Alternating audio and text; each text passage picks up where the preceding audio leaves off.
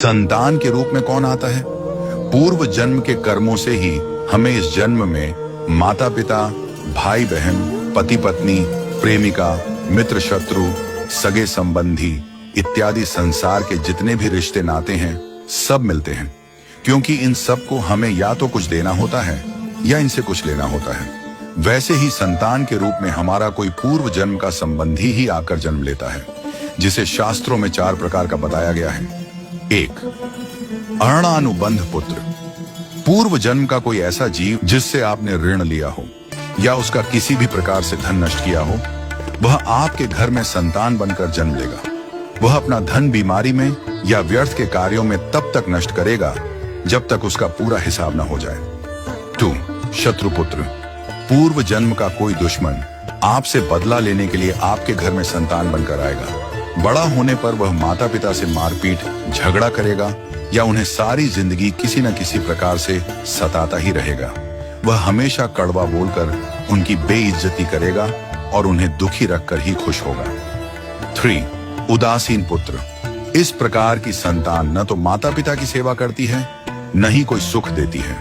वह उन्हें उनके हाल पर मरने के लिए छोड़ देती है। विवाह होने पर यह माता पिता से अलग हो जाते हैं और उनकी चिंता नहीं करते। 4. सेवक पुत्र। पूर्व जन्म में यदि आपने किसी की खूब सेवा की है तो वह अपनी की हुई सेवा का ऋण उतारने के लिए आपकी सेवा करने के लिए पुत्र बनकर आता है। जो बोया है वही तो काटोगे। यदि अपने माता पिता की सेवा की है तो ही आपकी संतान बुढ़ापे में आपकी सेवा करेगी, वरना कोई पानी पिलाने वाला भी पास न होगा। आप यह न समझें कि यह सब बातें केवल मनुष्य पर ही लागू होती हैं। इन 4 प्रकार में कोई भी जीव आ सकता है।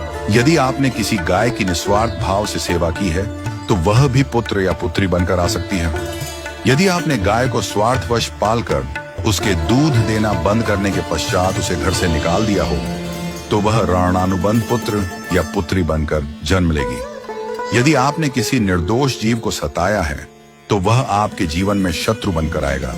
इसलिए जीवन में कभी किसी का बुरा न करें, क्योंकि प्रकृति का नियम है कि आप जो भी करोगे उसे वह आपको इस जन्म में या अगले जन्म में 100 गुना वापस करके देगी।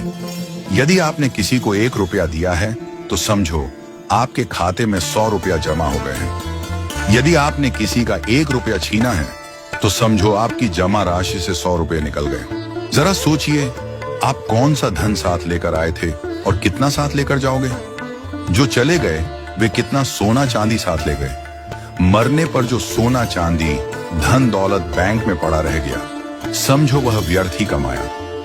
औलाद अगर अच्छी और लायक है तो उसके लिए कुछ भी छोड़कर जाने की जरूरत नहीं है, वह खुद ही कमा लेगी। और औलाद अगर बिगड़ी या नालायक है तो उसके लिए जितना भी धन छोड़कर जाओ वह चंद दिनों में सब बर्बाद करके ही चैन लेगी। मैं, मेरा, तेरा और सारा धन यहीं का यहीं धरा रह जाएगा, कुछ भी साथ नहीं जाएगा। साथ यदि कुछ जाएगा भी तो सिर्फ अच्छे बुरे कर्म ही साथ जाएंगे। इसलिए जितना हो सके नेकी करो, सत्कर्म करो।